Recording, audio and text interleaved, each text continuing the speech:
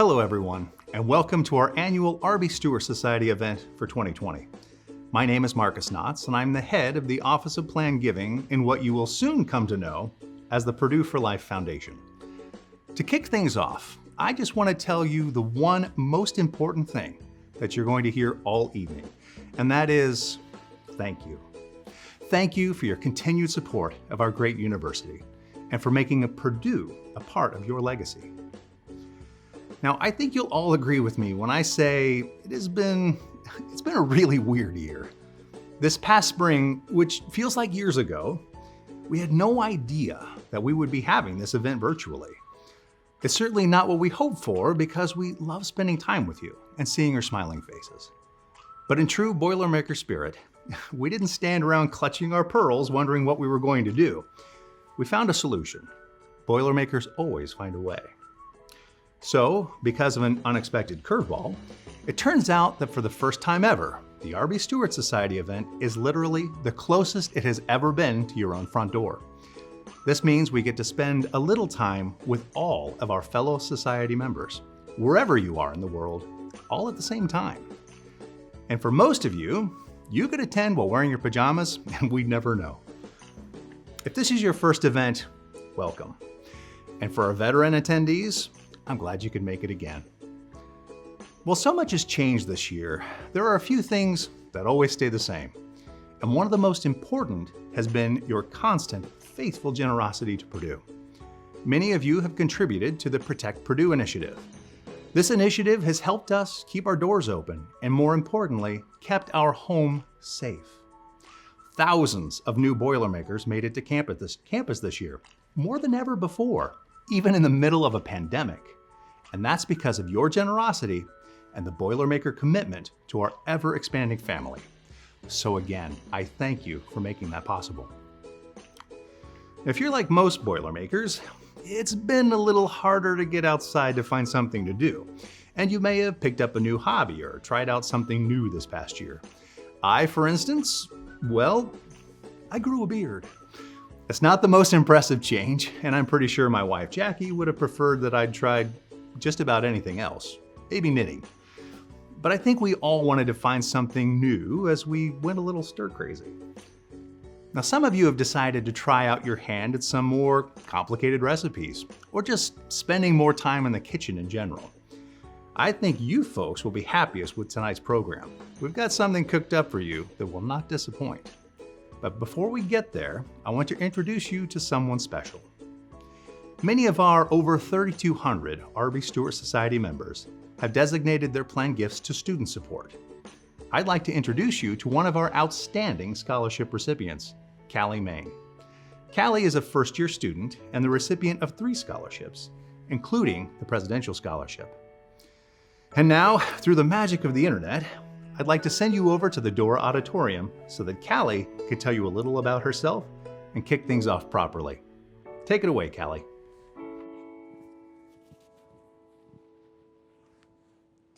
Welcome to the Dora Auditorium here in Marriott Hall.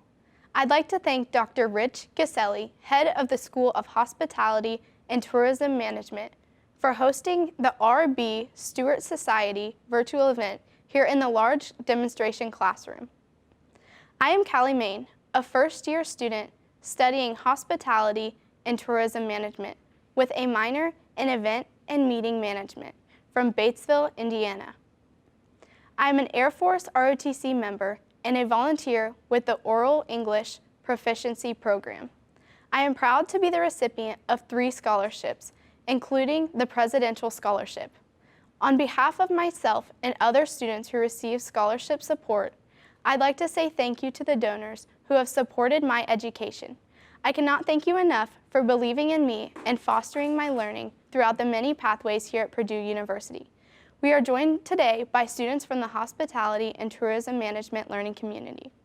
Learning communities at Purdue provide bonus course materials related to particular fields of study while giving students the opportunities to develop networking, peer relationships, and be mentored by faculty members. Over 3,000 first-year students and 1,000 returning students participate in a variety of learning communities every year. Adhering to the Protect Purdue Pledge has meant fewer campus events for the hospitality and tourism management learning community students to observe. We are pleased to have them with us to view the RB Stewart Society event from setup to teardown. Welcome, students. Now let's get to those delicious dishes. I am pleased to introduce Dawn Sieber, a clinical professional instructor in the School of Hospitality and Tourism Management. Chef Dawn joined Purdue's School of Hospitality and Tourism Management in December of 2018.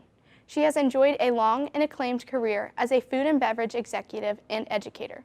Chef Dawn holds degrees from the University of Miami, Baltimore's International Culinary Arts Institute, and Argosy University. Known for her menu and development and culinary skills, we are eager to watch and learn from Chef Dawn as she shares delicious dishes for the stir crazy. Hello, everyone. My name is Dawn Sieber. I am here to make a wonderful autumnal meal for you, and I'm really looking forward to it. I have a wonderful salad planned for you today. I like to think of seasonal autumnal ingredients, and kale is one of my favorites. You can do so many things with it. I'm going to make a rubbed kale salad with roasted butternut squash, feta, cranberries, pickled onions, and pepitas, which are pumpkin seeds. They're lightly toasted. The nice thing is you can buy a lot of this stuff ready to go at the store, but if you want to do it at home, all you have to do is get a butternut squash, cut it in half, peel it, and then I have what's known as planks here. And in the food world, we'll make them so that we can dice them, a nice medium dice, just like so. And then you line them up. They're little matchsticks on your cutting board. Don't try to do too many at the same time, is what I like to teach our students. Do what you can manage, and you're going to dice up your squash like so. Put it on a sheet pan. You can pan spray it, or you can use canola oil. And you're going to roast that in the oven for about 20 minutes, 350 degrees, until it is, we're going to season that up, just tender, golden brown, little bit of oil. Toss it around with your fingers. Pop this in the oven, and it'll be cooked, and it'll look golden brown and lovely and toasty, just like you see on my sheet pan here when it comes out of the oven. So that's your roasted butternut squash. For your pickled onions, you're going to take a red onion, and you're going to peel it and cut it in half. Take your peel off. And then you can cut it any way you want, but I like to do a quick julienne. And mine's a little non-traditional, but it makes for a more even cut. So what I do is I take my onion, got the flat side down, cut it in quarters. I actually peel a few sections out like so, so that you've got parts of your onion. And then you turn it and hold it with your fingers in a little claw grip and go nice and gentle. Get some nice 1/4 inch julienne. And they look just beautiful. So you can cut up one onion will keep in your refrigerator for a couple of months in this lovely, quick, hot pickle that I am making. I have some red wine vinegar, equal parts, and water. I'm going to add a few tablespoons of sugar to this. It's going to come to a simmer. And I'm going to use some commercial pickling spice. You could use cardamom, mustard seed, any kind of your favorite ingredients for pickling. I'm going to put a tablespoon or 2 of that into my pickling liquid. And then I'm either going to add my onions to this and let it remain off the heat, or I'm going to add this to my onions like I did here. So I have pickled onions that have pickled, this is about 24 hours, and they look beautiful and pink and robust. So it's equal parts red wine vinegar, water, pickling spice, and sugar. And so you can just drop that in and turn it off, and your pickles will pickle away for 24 hours is always a nice. But you could use these right away. So now I'm going to make a quick vinaigrette.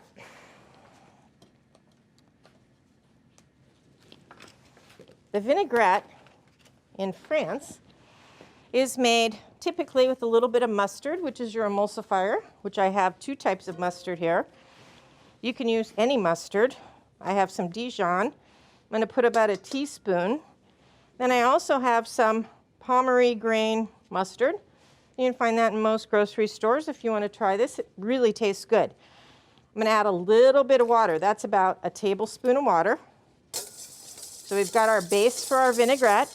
I'm going to add a little bit of red wine vinegar. And to that, I'm going to add oil. Slowly in the beginning, whisking faster and faster as I go along. This amount will hold about 4 ounces of vinegar. If it starts to break or looks funny, you can add a little water. You can add a little vinegar. And this will be a stable emulsion, lovely vinaigrette.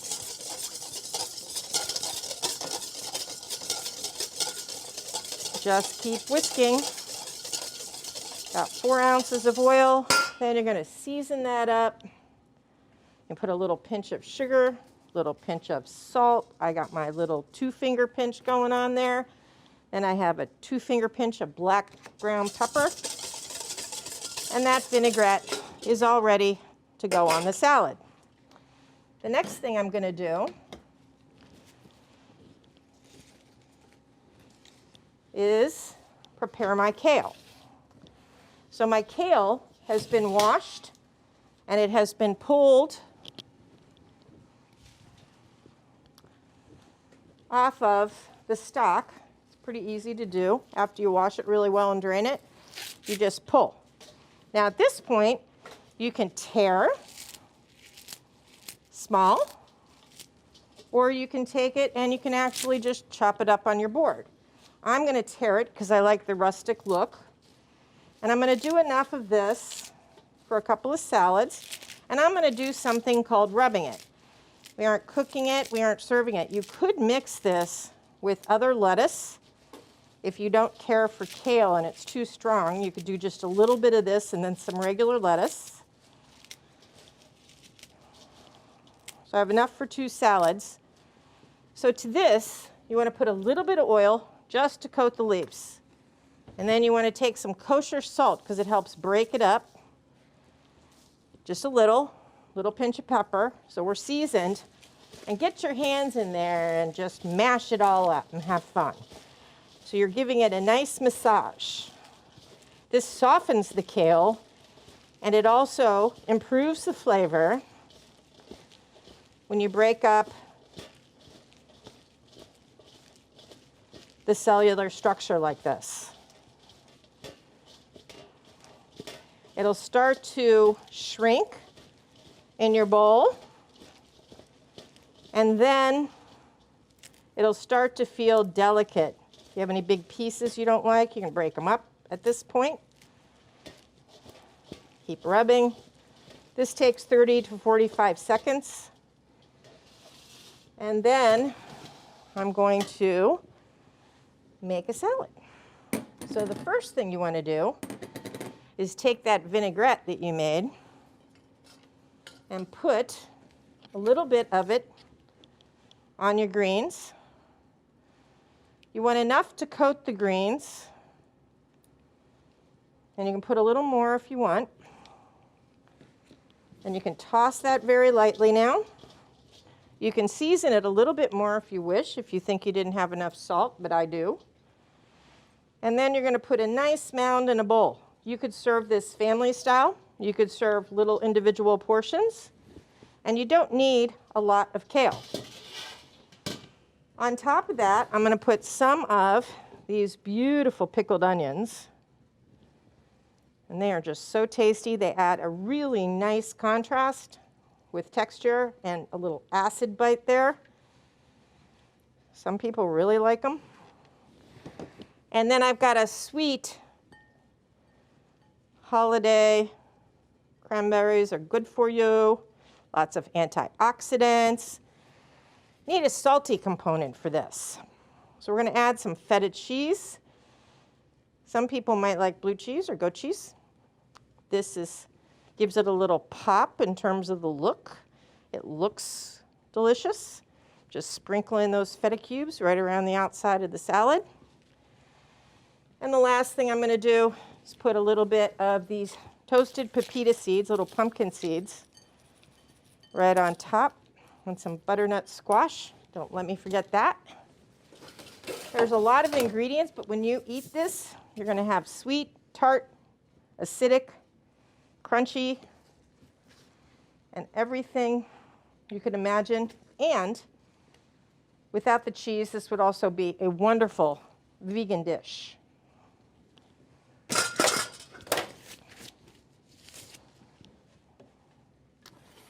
And here is my rubbed kale salad with feta, butternut squash, pickled onions, toasted pepitas, and cranberries.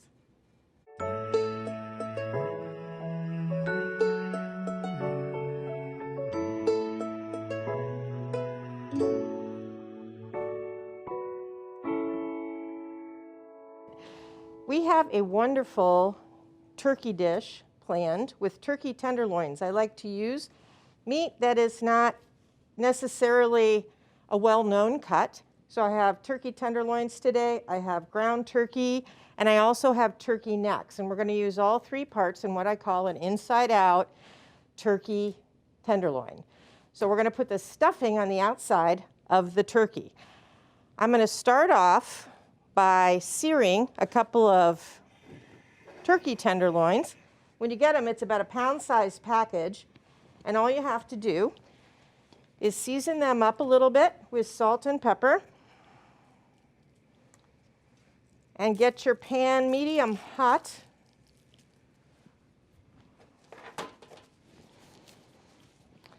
So that you can sear them light and golden brown. And I have one here that I've already pre-seared so that you can see the color right here.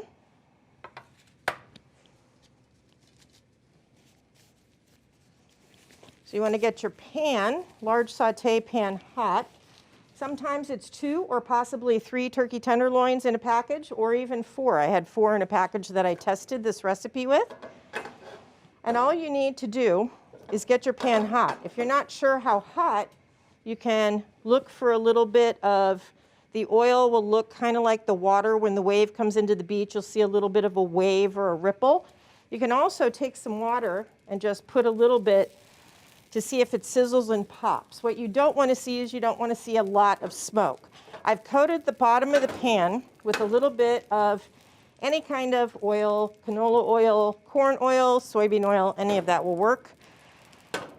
And I'm going to take my 2 turkey tenderloins when my pan is hot, and I'm going to sear them.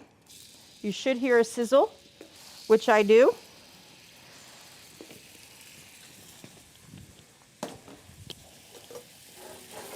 I'm going to get them nice and hot. The next step is to take turkey necks, which I've already taken the liberty of roasting. They don't look very pretty, but boy do they taste good, and they make a great stock. So I'm going to put these turkey necks into a saucepan.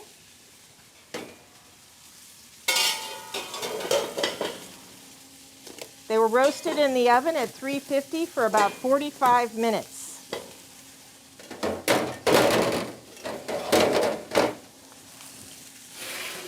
To the turkey necks, I'm going to add some mirepoix. We have carrots, celery, onions, and leeks, which are golden brown, lightly oiled, and roasted in the oven. And I'm going to put that mirepoix with those roasted turkey necks into a saucepan and cover it with water. This will become the sauce that you will garnish your dish with. So I used all the bits and pieces with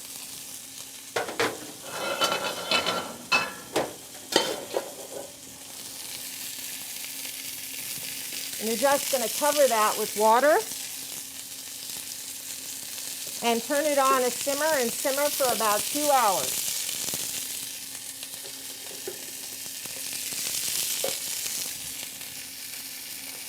And that was 1 pound of turkey necks. That's on now. I'm going to turn my turkey tenderloins over, getting nice and brown.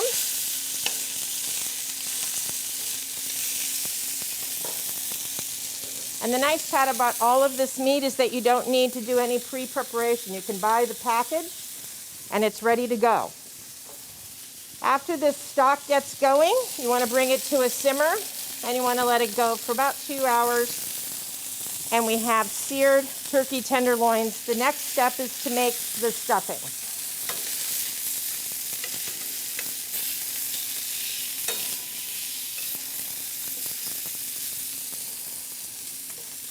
So for the stuffing, you can use any herbs that you want. So I have some really nice fresh thyme I'm going to mince up.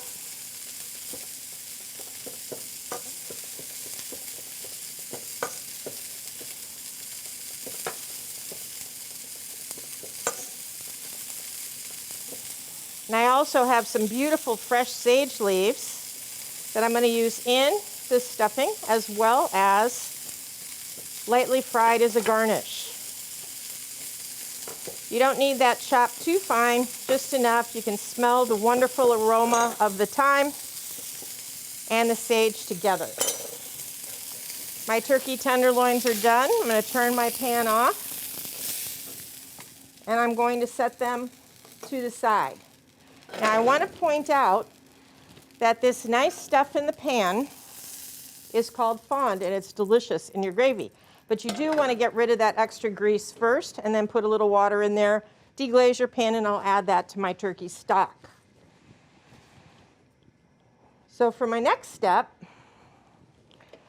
I'm going to make this incredible turkey stuffing that's going to go on the outside of our turkey tenderloins. We have ground turkey, it's about 1 pound.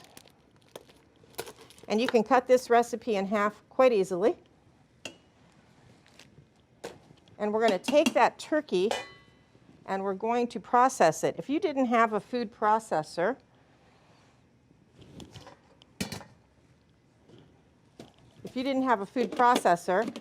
you could also just mix this in a bowl like stuffing when you make stuffing.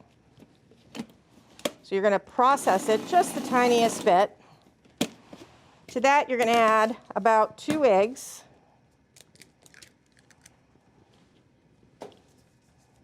One. And you might want to crack it into a separate bowl so that you make sure you don't have any eggshell in your stuffing. We're going to season that up with some kosher salt and pepper.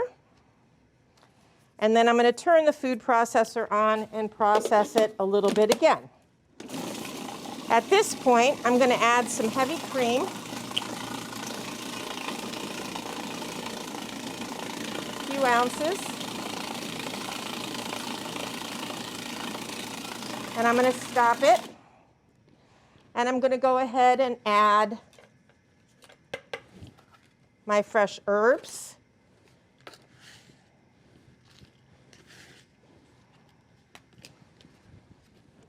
Right in there. You could add poultry seasoning that was dry instead of fresh herbs if you didn't have it. And you could also add just dried sage. And I'm going to turn that on one more time. And I'm going to stop it. I also have some more mirepoix. So this is lightly diced and lightly sweated over low heat. It can be any combination of leeks, carrots, onions, and celery. It's the same that goes into the stock, so you'll have similar items with a lot of flavor. And I'm going to put this chilled mirepoix that I've already cooked a little bit in some oil, and I'm going to fold that in, maybe into a bowl. It's more comfortable. So I'm going to take this off, scrape that out.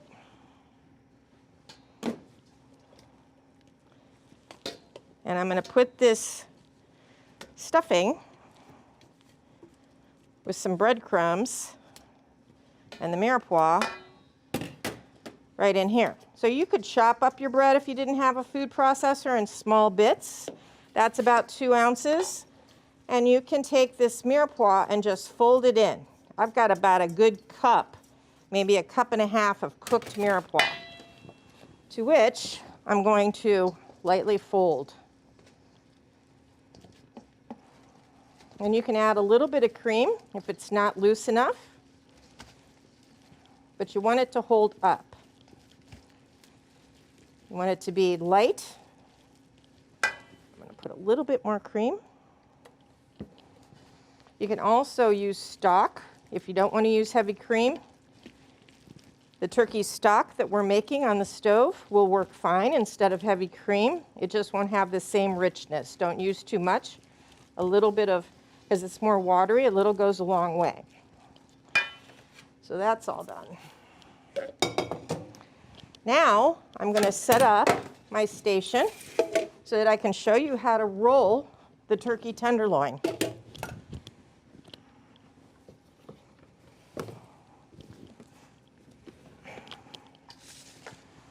You're going to need plastic wrap.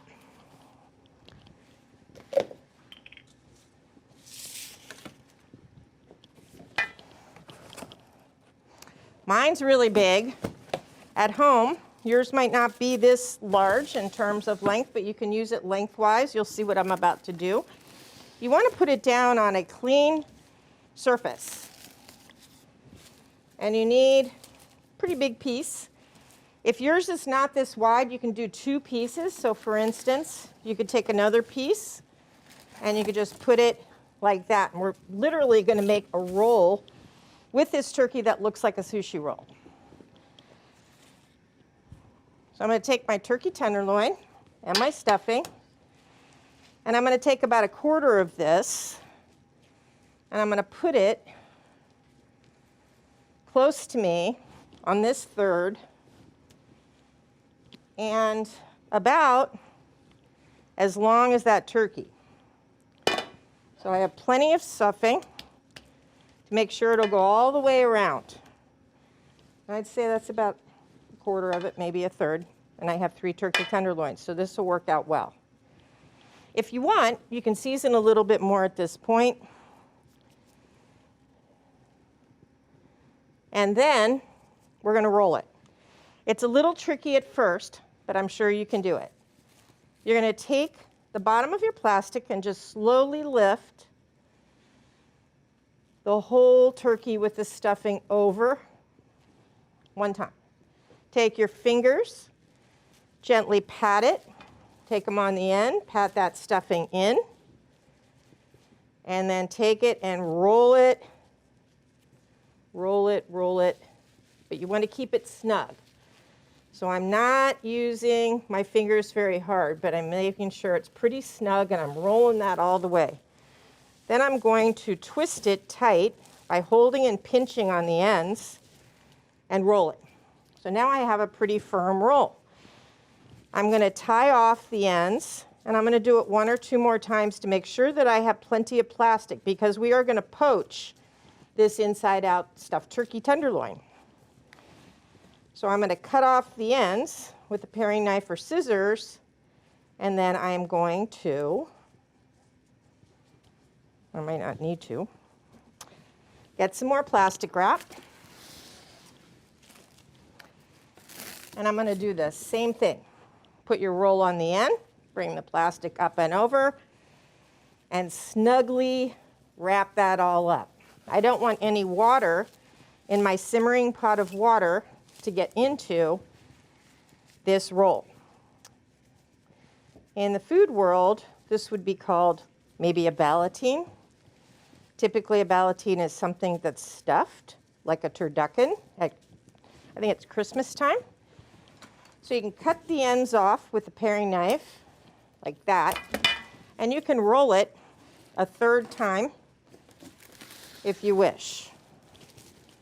Probably not a bad idea.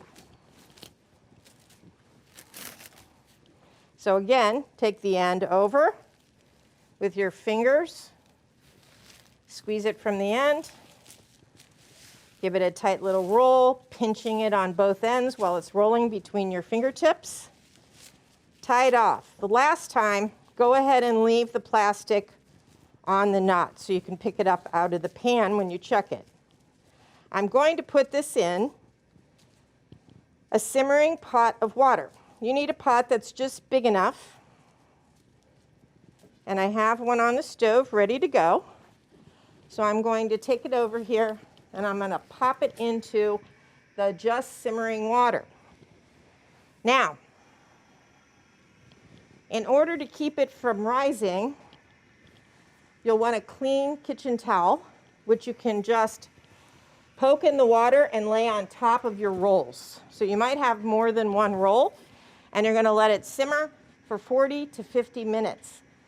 I'm going to take its temperature, and I'm going to look for 165 internal temperature. I may have to rewrap it in plastic and then cook it more. You want to make sure you hit that 165 internal temperature for poultry. Now, I'm going to show you how to make this sauce. So you want to deglaze the pan, which means put some liquid in it, wine. Wine's great, water's even better. Turn it on.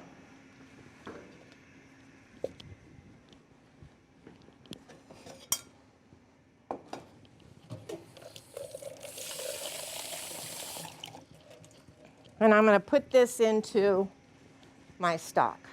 So I'm going to let that get all that goodness up. You can take a spatula and get all that goodness off the bottom of your pan and put that into your turkey stock.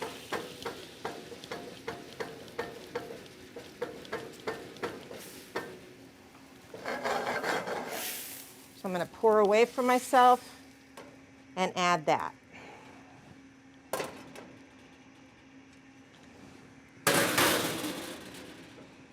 So now,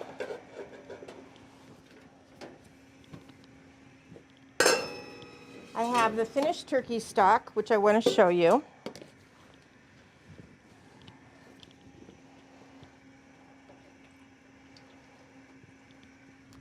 And it is right here. And it looks really, really good. It's nice and brown. I'm going to put it in a clear container so you can see it. And I'm going to take you'll get about 2 quarts. I'm going to reduce this. And then I am going to, and reduce means put it in a pan and cook it down usually by at least half. So I'm going to go ahead and put this in the pan and let it simmer. And then I'm going to thicken it up. Now, you can thicken this with anything that you'd like. You can thicken it with cornstarch and water.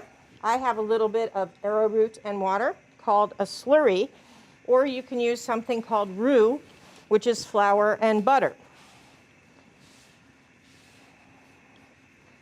So you're going to take some cold water and add it to your cornstarch or arrowroot.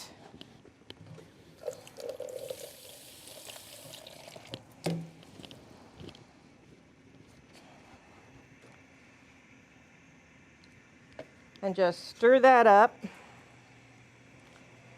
And when that comes to a boil, I'm going to whisk it in.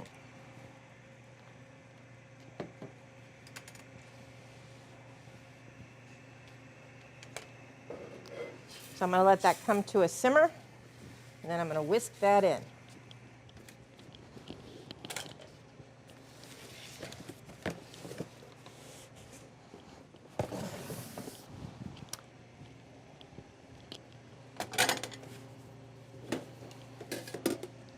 So for this plate, I want to show you what the finished roll looks like when it comes out. It's a beautiful cooked roll. I did something called let it rest. So it sat for 15 to 20 minutes. 30 is fine, so that you can cut it and it stays in one piece. So sometimes I'll take the end off and my puppies get to eat really, really good. You can cut this thick. You can cut it several cuts. For this recipe, I'm going to get 2 cuts. Each is going to be a portion. So one makes 2 portions, and you can cut it just like that. And then when you pick it up, you've got these beautiful turkey tenderloins that are so moist and amazing, with turkey right in the middle. So today I chose some potatoes roasted in the oven, because right now in season we have all kinds of beautiful root vegetables and some glazed carrots. These were glazed in a little bit of sugar water with butter and parsley and salt and pepper. We serve these in the John Purdue room, just the way you see them now. And I'm going to put 2 of, and you can warm these up on a sheet pan, or you can warm them up, leave them in plastic and warm them up as a roll in your simmering water, or you can serve them hot, which is what I'm going to do for the rest of you today, right out of that. And so I have this.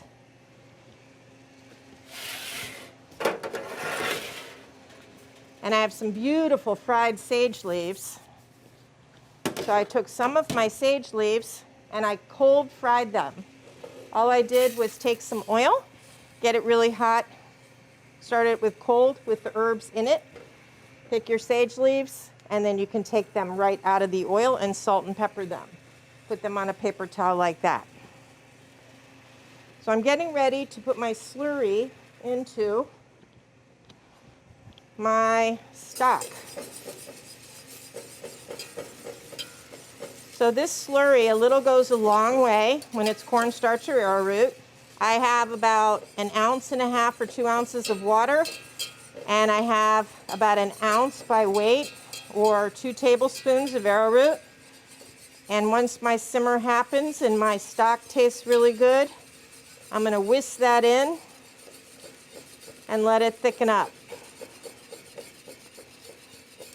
You want to cook it for a little bit. The really nice thing about arrowroot is that there's no butter. It's heat stable, so your sauce will hold, and it will look very glossy and beautiful. So I feel like I need a little bit more arrowroot.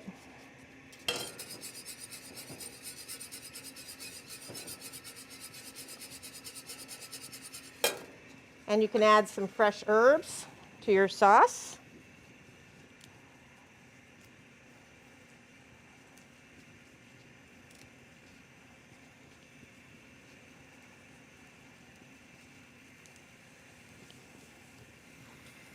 A little bit of what's in it, on it, is what I like to say.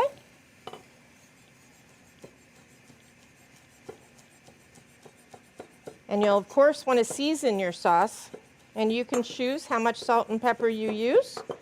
If your stock is highly reduced, you may not need any salt at all. I'm going to drop some fresh herbs in there, stir it up a little bit more, season it with some salt and pepper. How much salt? They always ask me that question. I like to say that's about a little less than a quart, couple of cups. 3-finger pinch of kosher salt. If this was iodized, I'd use half that much. So I'm going to put a 3-finger pinch of salt, because it's half the amount of sodium that iodized salt has. Most of us who cook for a living prefer iodized salt because it's easy to pick up and judge how much you're putting on the food. I also think it has a different flavor profile. And that looks beautiful. So I'm going to grab a spoon, and I am going to put some of this sauce and my fried sage on my final plate.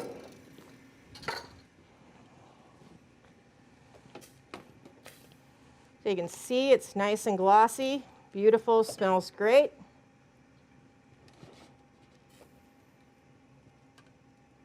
Nice and shiny, really pretty, really shows off that turkey tenderloin with the stuffing. And you can just pour, that's about 2 ounces. And then I'm going to garnish it with some of this fried sage. And there you are.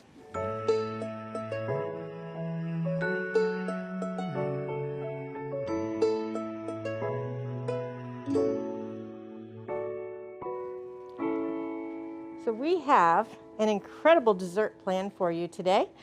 I like to think of panna cotta as the creamiest and best gelatinized dessert I've ever had. It is fabulous and it is really underrated. Panna cotta is traditionally from Italy and made with heavy cream. I choose to make mine healthier with buttermilk and Greek yogurt. A little bit of heavy cream if you want, but you can actually substitute just buttermilk and Greek yogurt or regular yogurt for this recipe. So I'm going to take the Greek yogurt, and it is a cup. And I'm going to take the buttermilk,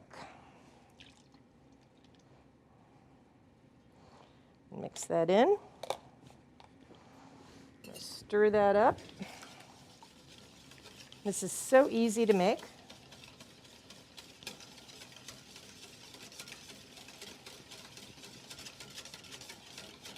Get it nice and smooth. To this you can add your sugar. If you wanted to, you could also use agave nectar or you can use maple syrup. So any sweetener will do. Maple syrup is great because it has maple on it. So I'll put a little in, and I think I'll add half the sugar. That's granulated sugar. Make that taste delicious. And you could put a pinch of salt just to balance your dessert. In a small saucepan, I'm going to put 2 ounces of cold water. You can also do this in a microwavable container, like a measuring cup. But I'm just going to use a saucepan. I'm going to put some cold water. And I'm going to sprinkle 2 packages of gelatin over that and let it, what we call, bloom. And then I'm going to heat it up a little bit and fold some cream in. And then we're going to do what we call temper, which means putting the cold into the hot, then the hot into the cold. This way your gelatin doesn't create strands and distributes evenly in your panna cotta. So now I'm ready to heat that up ever so slightly. I'm adding cream to it, so I'm just going to take my whisk, stir that up. This is on low heat. And if I did it in the microwave, I would do it for 10 seconds, then 10 seconds until it's clear and bubbly. As soon as that happens and your gelatin is dissolved in your 2 ounces of water,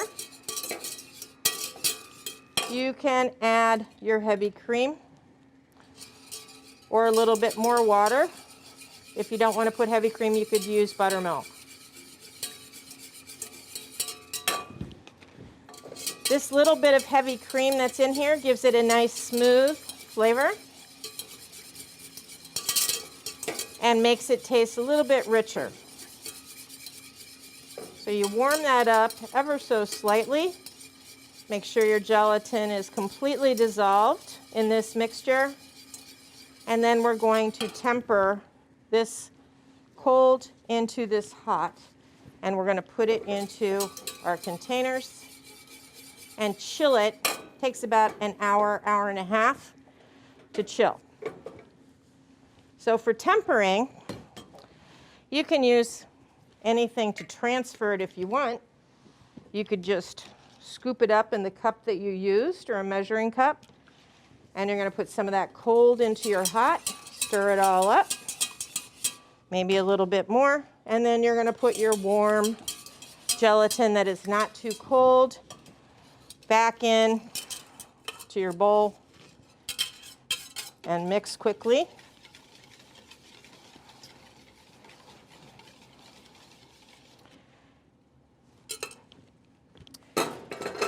And that is ready to be put into a container or a cup. So you can put it in a small ramekin, which you can then unmold.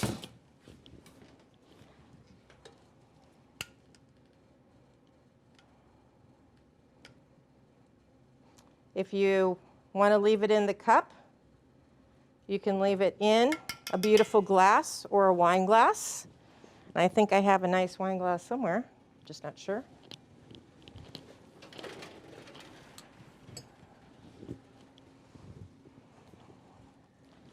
Or you can pour this into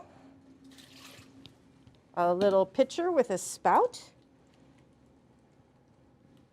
And you can easily transfer it to a beautiful glass and chill your glass. And that's about 4 ounces either way.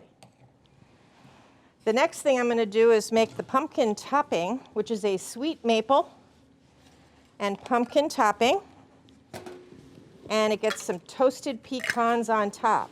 This is really easy to do and adds some nutrition to this very creamy dish. It also adds a nice textural component with the pecans. So we're going to take a commercial can of pumpkin and you're going to put it into a pan, and then you're going to take maple syrup. This makes a lot, so you could use this again. It will keep in the refrigerator for a couple of weeks because it's so sweet. This is about 4 ounces, or you can cut that recipe in half. Then you have a half can of pumpkin. And then you cook this, and you can put a pinch of salt just to counterbalance that sweetness over medium heat. Stirring constantly or often for about 15 minutes. You can just do that on low heat while you're doing something else. When that's finished, we're going to garnish our panna cotta with some toasted pecans. For these pecans, all I did was mixed some pecans on a sheet pan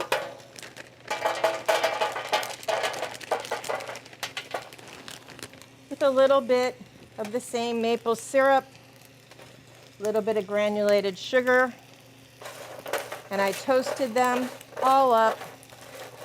I'm going to put a pinch of salt on there, makes them taste extra good, sweet and salty, and you can toast those so they come out toasted just like this. They'll candy a little bit, and you can use a spatula to get them off your sheet pan. So I'll pop those in the oven, stir my pumpkin mixture, let it come to room temperature, and then I will set up my panna cotta.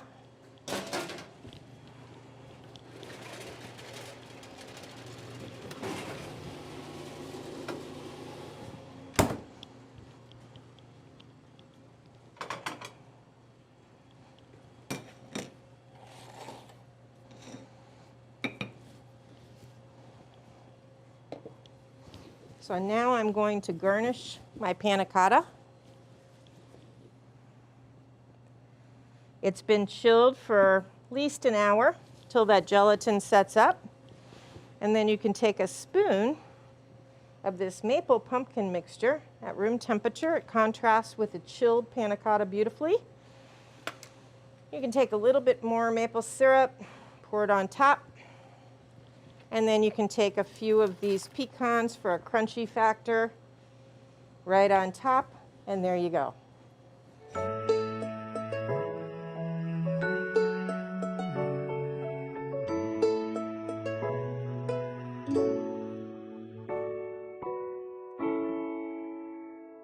Thank you, Chef Dawn, Callie, the students from the Hospitality and Tourism Management Learning Community, and to all of you for joining us this evening. I hope you all learned something new, and I can't wait until the next time we can all be together again. Take care, be safe, and boiler up.